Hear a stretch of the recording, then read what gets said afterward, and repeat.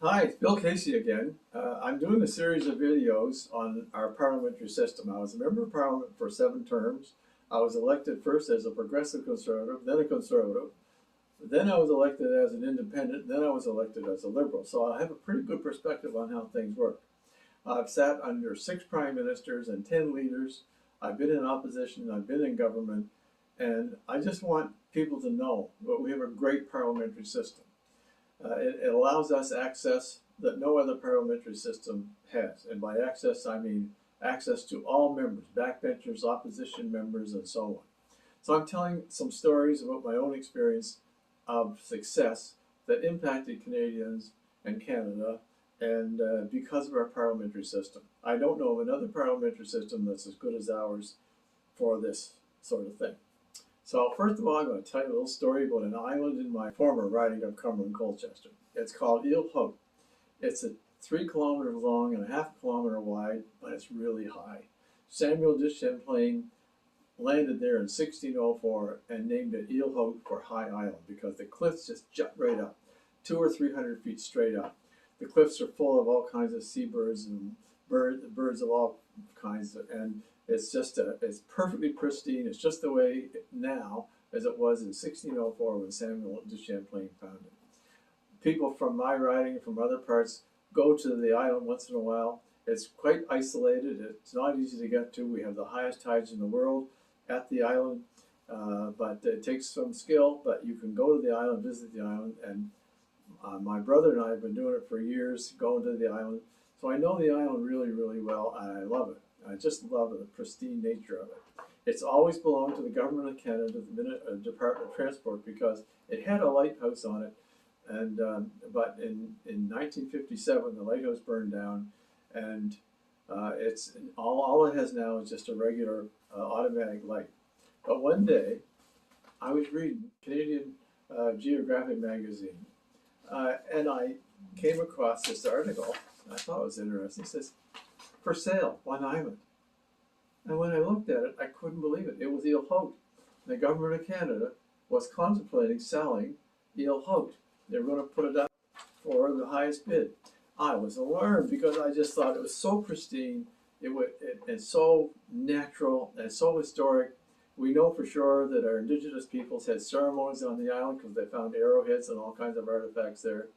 We know that the very first settlers found it and visited, and then again, it's exactly the same way today as it was in 1604, or maybe 2,000, 3,000, 10,000 years ago when the Indigenous people had their ceremonies on the island.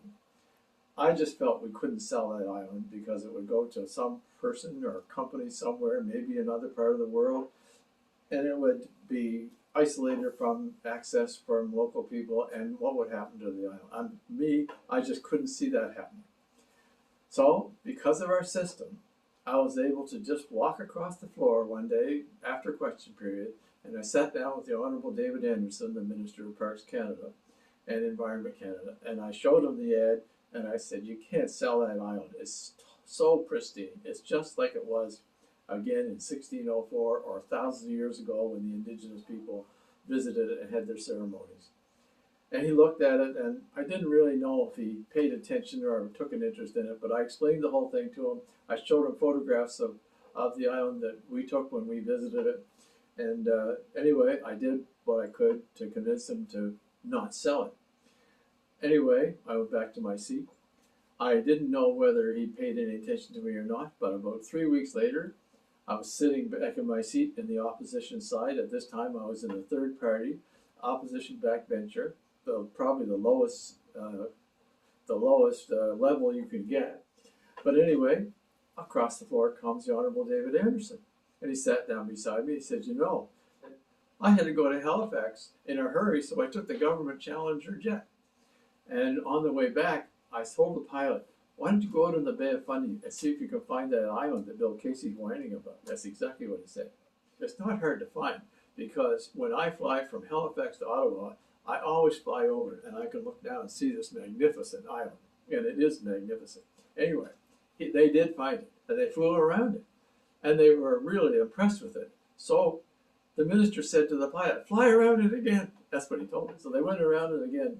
Anyway, he said, we're not selling that island. And I was so excited and so pleased. So again, it's that access that members of parliament have to ministers every single day.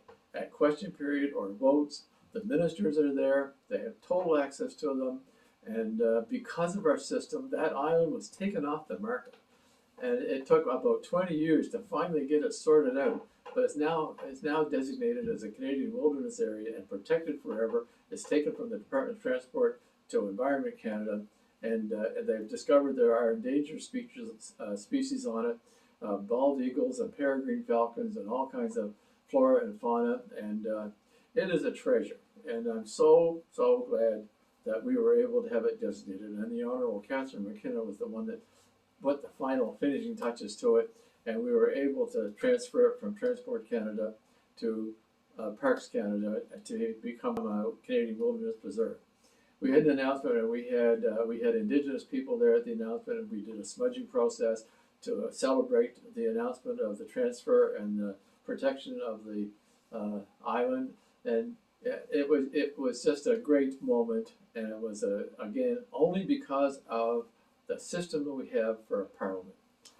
CBC did a program on this called Land and Sea, Isle Haute, and it's really interesting. The island is very mysterious. Depending on the weather, there can be a cloud and you can only see the bottom half of the island because it looks like it doesn't belong. When you look out off the shore from Advocate, Nova Scotia, you look out and see the island, it looks like it doesn't belong there, and it looks like it moves. And often there's a haze about 100 feet up when the island goes up 200 feet. So, I mean, it's very mysterious, and it's a wonderful island. It's a great island to visit. We went out and stayed on it, camped on it overnight on it, and anyway, I recommend the CBC program called Land and Sea. They did the program before it was actually converted and made a Canadian wilderness area, and probably helped the process along. So just Google Isle Haute, CBC Land and Sea, or follow the link below that will take you right to the video that they did. It's a great program, not too long, but I think you'll find it really interesting, and it'll give you a really good idea of what Isle Haute is. And so I'm so glad that David Anderson listened to me. I'm grateful to that man for listening to me. I'm glad he had to take the Challenger jet to Halifax, and when he came back, they actually flew around the island. But that is because of our parliamentary system. I don't know another system that would allow a backbencher in opposition to do that.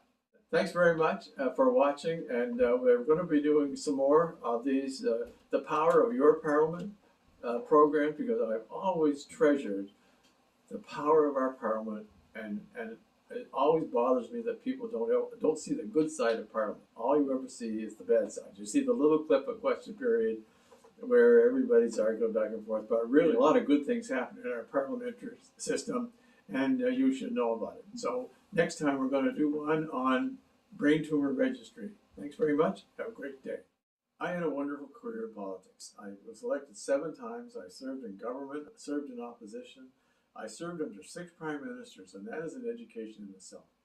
And if you are an aspiring politician and I can help you with your challenges and what your goal is, I would love to do it. I really believe in our process. I believe in the ability of a member of parliament to affect change, help the community, and serve in a very positive role. Contact me today.